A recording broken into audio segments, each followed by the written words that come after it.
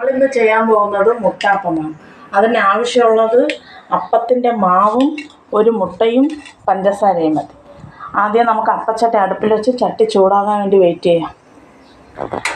ചട്ടി ചൂടായി നമുക്ക് ഒരു സ്പൂണ് മാവൊഴിച്ചിട്ട് നന്നായിട്ടത് വേകാണ്ട് കാത്തിരിക്കാം. അപ്പം ഈ പരുവാകുമ്പോൾ നമുക്ക് മുട്ടയെ പൊട്ടിച്ചൊഴിച്ച് കൊടുക്കാം. മുട്ട ഇങ്ങനെ നമുക്ക് സ്പ്രെഡ് ചെയ്തെടുത്ത് ഇനി കുറച്ചുകൂടെ ആവി കയറ്റാൻ വേണ്ടി വയ്ക്കാം. ഈ പരുവാകുമ്പോൾ നമുക്കിതിൽ പഞ്ചസാര ആവശ്യത്തിന് ഇട്ട് കൊടുക്കാം. കുട്ടികളായതുകൊണ്ട് മധുരമായിട്ടിരിക്കുമ്പോൾ നന്നായിട്ട് കഴിക്കും. ഇനി ഒന്നും കൂടെ നമുക്ക് അടച്ച് വയ്ക്കാം. അപ്പം ഇങ്ങനെ ആയി, നമുക്കിനി ഇത് മറിച്ചിട്ട് കൊടുക്കാം അപ്പം വേകാൻ വേണ്ടി.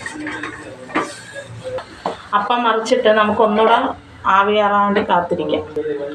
അപ്പം വെന്ത് നമുക്കിനി ഇത് പാത്രത്തിലോട്ട് മാറ്റാം. ഇതാണ് മുട്ട അപ്പം. നമുക്കിനി ഇത് എങ്ങനെയാണെന്ന് ടേസ്റ്റ് ചെയ്ത് നോക്കാം. കുട്ടികൾക്ക് ഇത് ബ്രേക്ക്ഫാസ്റ്റായിട്ട് കൊടുക്കുമ്പോൾ നന്നായിട്ടിരിക്കും. ഇതിങ്ങനെ എടുത്ത് കഴിക്കാം. കൊള്ളാം. Thank you.